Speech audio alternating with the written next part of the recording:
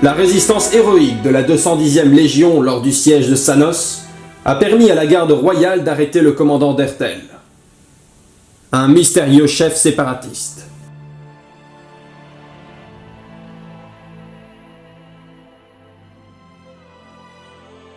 Les soldats clones ayant survécu à la bataille, ainsi que le capitaine Farzwan, furent chargés de garder la prison sasmicienne où Dertel serait incarcéré.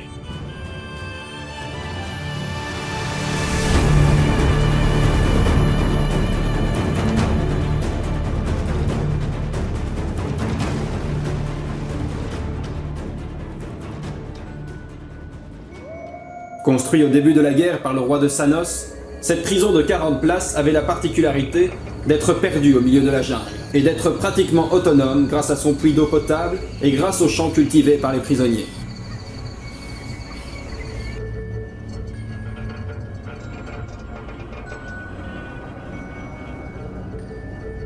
Les communications avec la capitale, ainsi que les ravitaillements de matériel, étaient tellement rares que la prison n'était connue que par très peu de personnes sur la planète.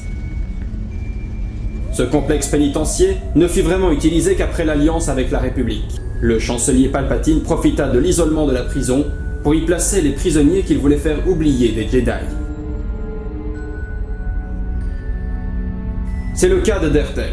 Après la victoire, la 210e Légion avait reçu l'ordre de ne pas parler du sabre laser rouge que possédait Dertel lors de la bataille. Cette information capitale n'arriva jamais jusqu'au Conseil des Jedi, car il ne figurait dans aucun rapport militaire. Ce chef séparatiste fut donc emprisonné comme un vulgaire délinquant dans une prison de province. L'arme secrète de Palpatine dormait silencieusement à l'abri dans sa cellule, attendant son heure de gloire.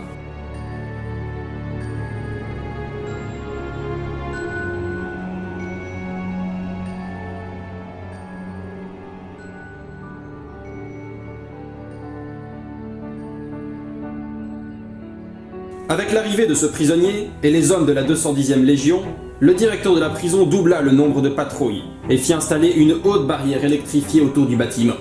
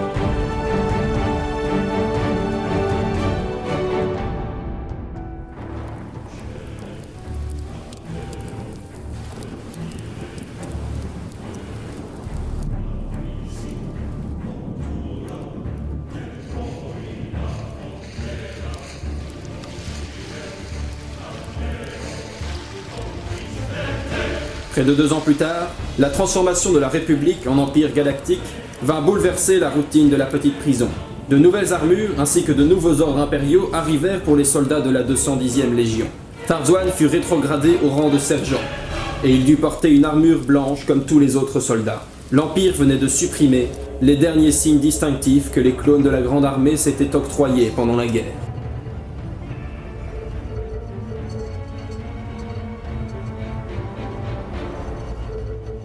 Ensuite, le 210e bataillon de Stormtroopers reçut l'ordre de l'Empire de libérer Dertel et d'éliminer tous ceux qui voudraient leur en empêcher. La prison se transforma en champ de bataille.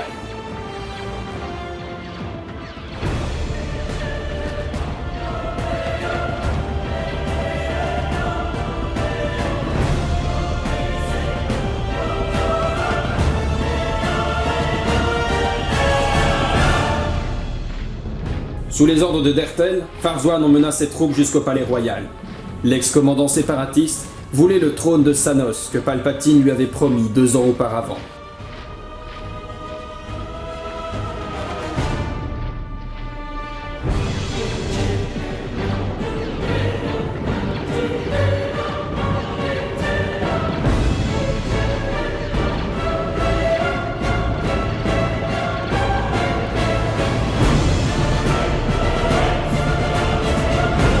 Pris par surprise, la garde royale et les forces spéciales n'eurent pas le temps de réagir.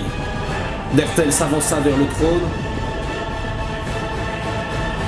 et il décapita le roi sous les yeux de ses gardes, impuissants, face aux Stormtroopers trop nombreux. Conformément à la loi de Sanos, Dertel devint roi. L'ironie du sort fit que Farzoan et ses hommes de la 210e, soumis à Palpatine, détruisirent ce qu'ils avaient protégé il y a 2 ans.